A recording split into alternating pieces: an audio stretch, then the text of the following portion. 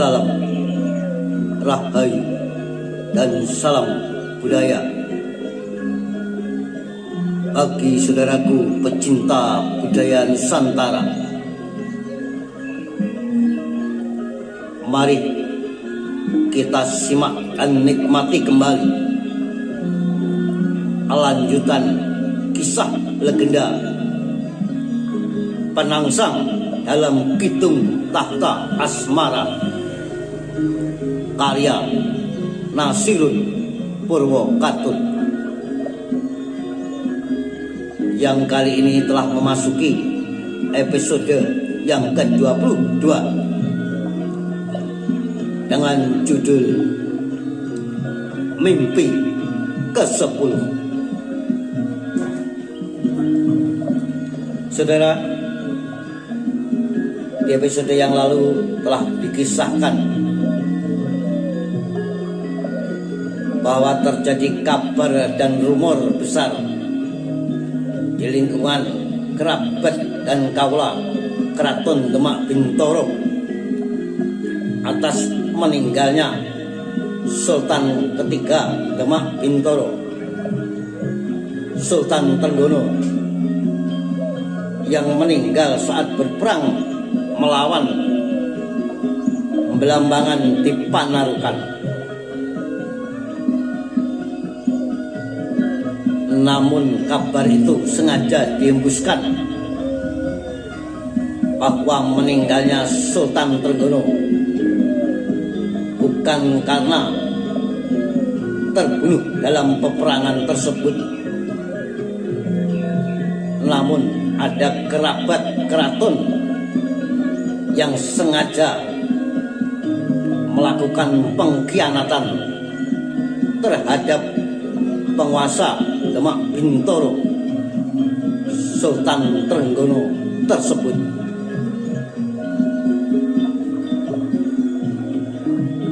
Dan tokoh yang dirumorkan telah membunuh Sultan Trenggono tak lain dan tak bukan adalah keponakannya sendiri, Adipati Jipang Panolan, yang bernama Adipati Haryo Penangsang.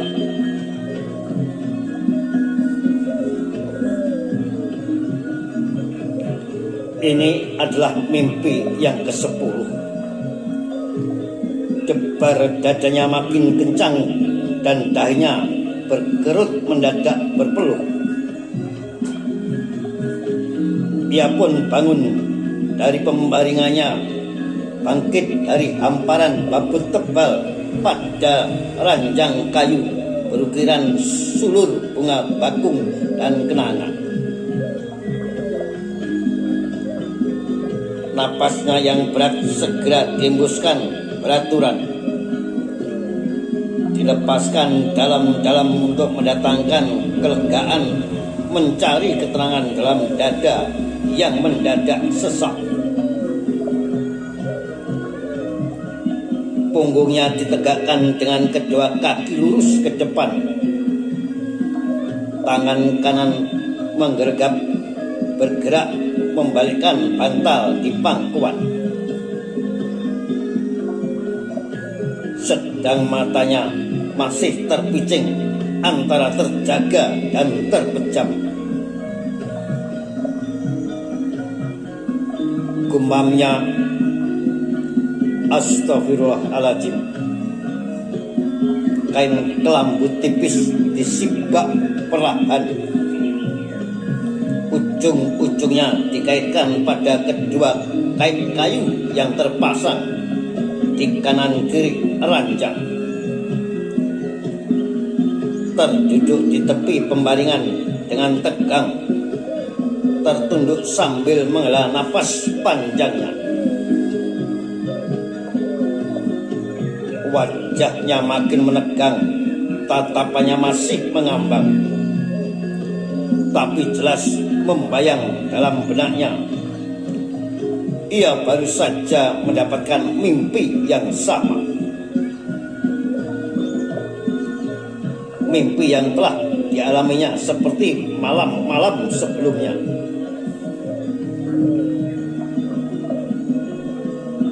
Dan gumamnya dalam hati, dia datang lagi. Lelaki itu pun kembali menghela napas panjang. Dalam bayangannya ia masih bisa mengingat dengan jelas wajah seorang perempuan dengan mata lembut yang terus tersenyum mengembang. Manis anggun dalam tatapan pandangannya yang meremang. Cahaya matanya yang teduh menawarkan kedamaian bening telaga. Bibir tipisnya menyunggingkan selari senyum menawan, sedang pipinya merona merah penuh pesona. Pada lentik bulu matanya ia melihat ketajaman yang menusuk jiwa. Tanpa berkata apa-apa dalam mimpinya itu, ia pun hanya terpana, terpesona. Dan perempuan itu pun tak pernah berucap sepatah juga selama mimpi yang telah 10 malam dialaminya. Bahkan ia masih sangat ingat pada pertemuannya yang pertama. Dalam mimpinya ia sedang dalam perjalanan pulang ke Kasultanan. Berderap kencang di atas kuda tunggangan yang merah kehitaman, mengiringkan sepasukan prajurit berkuda. Mendadak lari sang gagak rimang terhenti tanpa ia tepuk lehernya. Kuda kesayangannya itu tiba-tiba berhenti sendiri tanpa ia tarik kekang kendalinya. Kalau saja ia bukan lelaki penunggang kuda yang telah terlatih sejak kanak-kanak, mungkin ia akan tersungkur atau terlempar dari pelana karena berhenti yang sangat mendadak. Ia hendak kembali menyentak kudanya agar kembali berlari, ketika tanpa sengaja matanya menangkap sebuah bayangan dalam keremangan pagi. Di tepi jalan setapak yang tengah dilaluinya, ia melihat bayangan seorang perempuan, seorang gadis dengan kerudung putih, terduduk sambil membawa kendi dalam dekapan di lambung kanan. Mungkin karena tersentak kaget dengan melintasinya ratusan kuda yang bergerak kencang, membuatnya terjatuh di pinggiran jalan. Yang pasti ia melihat perempuan itu tengah terduduk dan tangannya erat menggendong kendi hitam yang pecah tanpa menyadari air yang telah tertumpah. Dengan sekali loncat, lelaki muda ini langsung berdiri di atas pelana. Ia berteriak kencang, memberi aba-aba pasukan berkuda yang dipimpinnya untuk terus berderap ke arah depan. Panji gendero lintang rembulan yang ada di tangan kanannya diberikan kepada seorang prajurit kepercayaannya, kemudian memerintahkan kepadanya untuk menggantikan memimpin pasukan kembali ke barak keprajuritan. Sedangkan dia sendiri buru-buru turun dari punggung kudanya. Kembali dengan meloncat dari pelana kayunya, lelaki itu mendekat kepada sang perempuan, mencoba menanyakan apa yang telah terjadi padanya. Namun hanya dijawab dengan menunjukkan kakinya yang terkilir hingga tak bisa langsung bangkit dari duduknya. Lelaki muda itu pun menawarkan pertolongan, mengantarkannya pulang dengan menunggang kuda yang hendak dituntunnya. Namun perempuan itu hanya menggelengkan kepala pelan, seakan ragu antara menerima dan menolak pertolongan. Dan begitu selalu yang dialami dalam mimpi-mimpi berikutnya. Ia selalu bertemu dengan perempuan yang sama, dengan senyum penuh pesona yang sama, tatapan teduh yang menebarkan debar di dada, lirikan yang menusuk jiwa. Dan setiap mimpi itu datang, ia tiba-tiba langsung terjaga, tanpa pernah sempat saling berkata-kata ataupun sekedar bertukar sapa. Siapa perempuan anggun itu? Lelaki itu pun bangkit dari duduknya, berjalan ke arah pintu kamar. Palang kayu pada daun pintu tebal yang mengganjal diangkatnya. Balok pengunci yang melintang di pintu turut serta diambilnya. Kemudian diletakkan di samping kanan, dan kedua daun pintu kamar pun terbuka. Udara dingin dini hari langsung tertembus masuk menyerbu ruangan Sentong.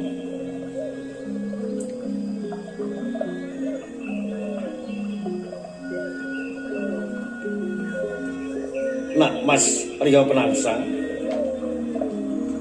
menurut Primbon Lama, mimpi itu ada 4 macamnya, Gusti, kata Patih Mataun ketika ia mencoba meminta pendapatnya. Dan semua mempunyai makna sendiri-sendiri, kata Mentaun kepada Haryo Penangsang yang mendengarkan dengan sesakma. Dan Haryo Penangsang pun bertanya, apa saja itu Romo? Ada yang namanya impen pipindan, atau mimpi yang bermakna kesimpulan. Misalnya orang yang bermimpi melihat api yang menyala-nyala, itu berarti bahwa ia akan marah, karena api yang panas mengisyaratkan kemarahan yang berkobar. Ada lagi impen tuturutan, atau mimpi yang bermakna sejalan dengan mimpinya. Misalnya orang yang bermimpi membuang kotoran, akibatnya akan kehilangan barang miliknya. Sebab lepasnya kotoran dari badan itu sejalan benar dengan akan kehilangan, tegas Patih Mataun. Lalu apa makna mimpiku, Romo? Ucap Haryo Penangsang kepada Patih Mataun. Dan Patih Mataun pun menghela napas sambil menjawab pertanyaan junjungannya tersebut.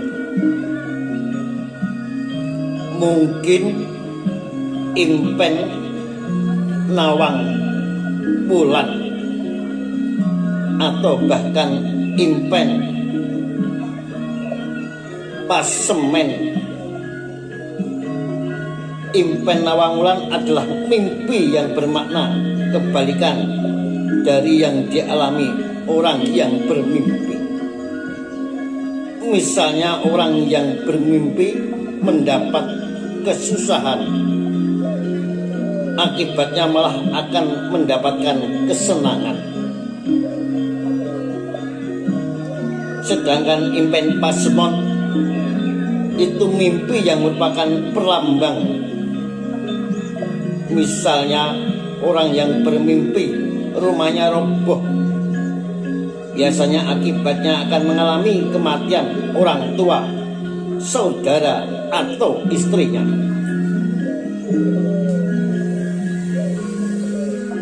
Namun lelaki itu segera menepeskan ingatannya. Ia melangkah keluar dari ruangan tidurnya, sebuah kamar besar di dalam yang berada di sisi kanan rombongan. Tak ada siapapun yang menemaninya mendiami rumah besar dan kayu jati tua yang tengah tersebut. Hanya beberapa abdi dalam yang bermalam di gendok belakang. Langkah kakinya menuju ke depan, membuka pintu utama dalam. Pintu gebyok kayu berukir indah yang lebih tebal daripada pintu sentongnya. Palang dan ganjal kembali ia buka agar udara segar pelataran pendopo masuk memenuhi ruangan dalam.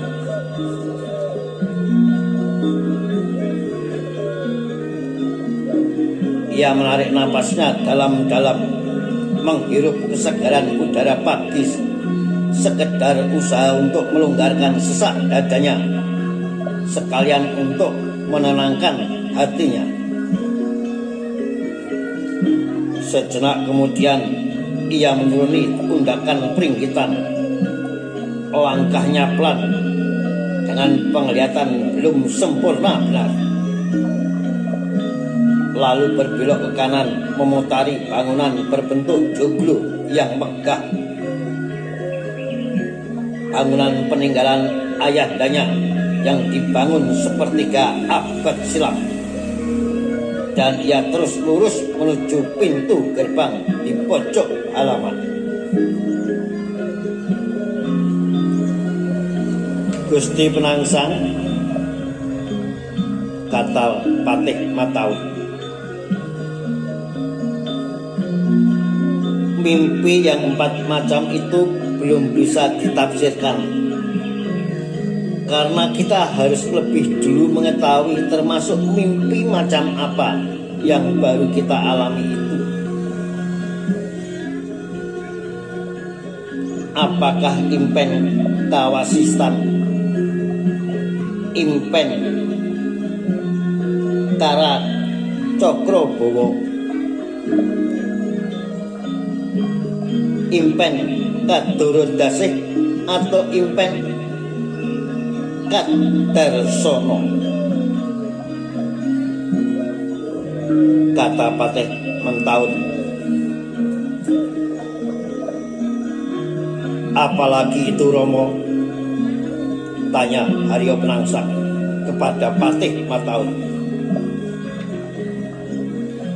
Impen Kawasita adalah mimpi orang yang sebelum tidur mohon kepada Tuhan agar diberinya mimpi.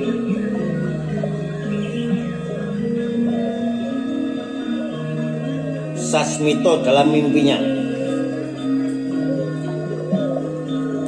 Demikianlah orang yang meroleh wangsit atau sasmito pada waktu ia tidur. Misalnya orang yang menunggu orang sakit, dalam tidurnya ia bermimpi mendapatkan ramuan untuk diberikan kepada si sakit. Lalu mimpi itu dilaksanakan. Akhirnya yang sakit bisa menjadi sembuh. Sedangkan Impen Cakrawala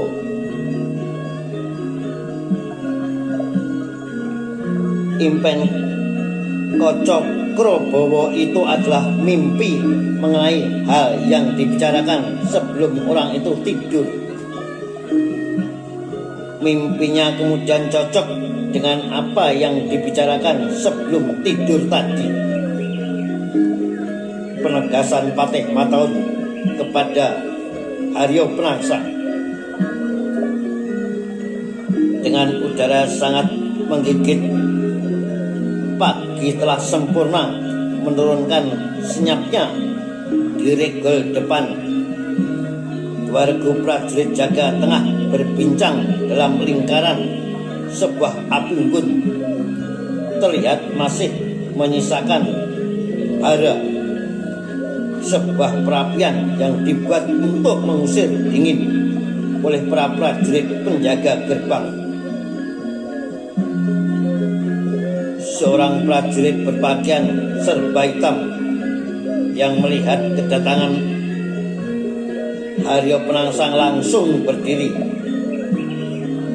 Dengan segera ia memberikan sembah, gerakan yang diikuti oleh para prajurit lainnya. Lelaki itu pun mengucapkan salam sambil melambaikan tangannya, dan salam pun dibalas serentak oleh para prajurit penjaga kediamannya. Setelah itu ia berjalan lurus ke barat, meninggalkan para prajurit yang pandangannya penuh tanda tanya. Karena sebulan ini mereka selalu mendapati adipatinya bangun di tengah pagi buta dan berjalan keluar dari dalamnya.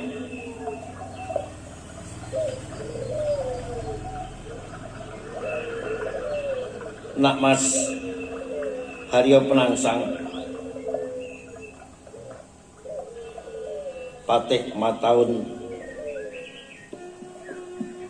menemani junjungannya sambil melanjutkan arti Impen yang sudah 10 kali dialami oleh Adipati Haryo Penangsang. Sedangkan Impen Cakrawala itu adalah apa yang dialami dalam mimpi kebetulan menjadi kenyataan, anak Mas. Misalnya mimpi melihat intan berlian, maka setelah bangun tidur ia benar-benar mendapat intan berlian.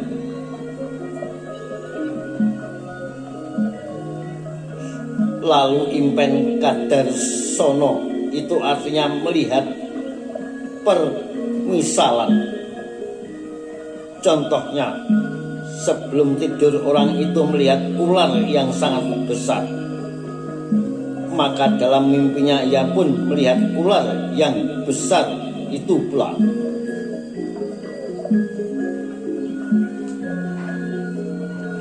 Lalu menurut Romo, mimpiku itu masuk yang mana, Romo? Tanya Haryo Penangsang kepada Patih Mataun, yang tak lain juga orang tua angkatnya sendiri. Semoga masuk dalam mimpi yang kadorodasih, Gusti. Bermimpi melihat perempuan karena akan bertemu dengan perempuan, jawab Patih Mataun. Lelaki muda itu pun memejamkan mata sejenak.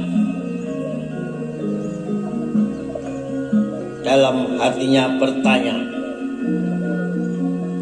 siapa perempuan penuh pesona itu?